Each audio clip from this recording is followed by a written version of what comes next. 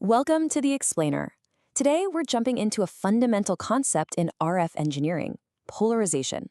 And we're going to get specific, looking at why the most common choice, vertical polarization, is both an incredible tool and, honestly, a source of some really tricky problems.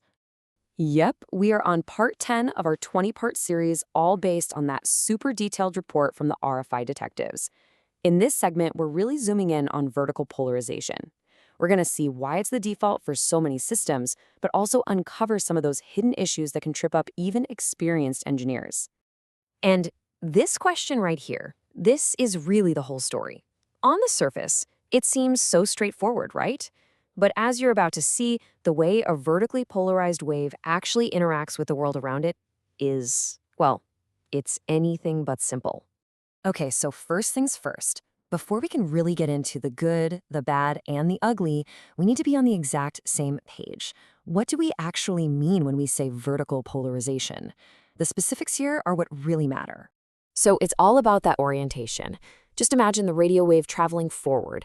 Its electric field is moving up and down, always perpendicular to the ground. That vertical movement is what defines it. And believe me, that one simple orientation has massive consequences for literally everything, from antenna design to your final signal quality. Right, so if it has these pitfalls we're hinting at, why is it everywhere? Well, the answer comes down to pure, simple utility, especially when you're on the move. And this just lays it out perfectly. First off, the antennas are simple and cheap to make. Think about the basic whip antenna on a car. Second, those antennas give you a 360-degree omnidirectional pattern. That is perfect for mobile stuff, right? You don't have to point your car at the radio tower, you just get the signal from any direction. It's exactly why it became the absolute gold standard for land and sea communications. But here's the catch, and it is a big one.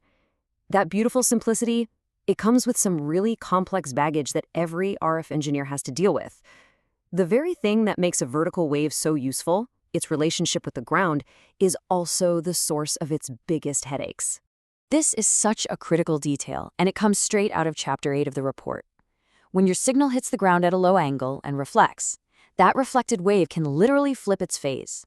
So now you have two signals arriving at your receiver, the direct one and the reflected one that's 180 degrees out of phase. What happens? They can cancel each other right out. That's a huge cause of signal fade. Okay, now take that reflection problem and multiply it by like 1,000. That's what you get in a city. As Chapter 11 talks about, that clean vertical wave you sent out hits a dense urban canyon and starts bouncing off everything. Every bounce can change its orientation. By the time it gets to the receiver, it's not vertical anymore. It's just a jumbled mess. We call it polarization scrambling, and it makes getting a reliable signal a real nightmare. So as an engineer, what are you supposed to do with all this information? It all comes down to mastering the trade-off. You have to balance the convenience of vertical polarization against the messy reality of the environment it has to travel through. And this quote from the report just says it all. We're not talking about a small problem here. It's a silent loss because you might not even know it's happening, but it can absolutely kill your link.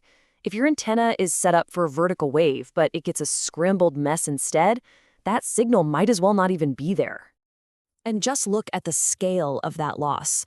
A 20 to 40 decibel drop from cross-polarization isn't just bad, it's game over. To put that in perspective for you, a 20 dB loss isn't a 20% drop. It means your signal is down to 1% of its original strength. It takes a perfectly good signal and turns it into pure noise.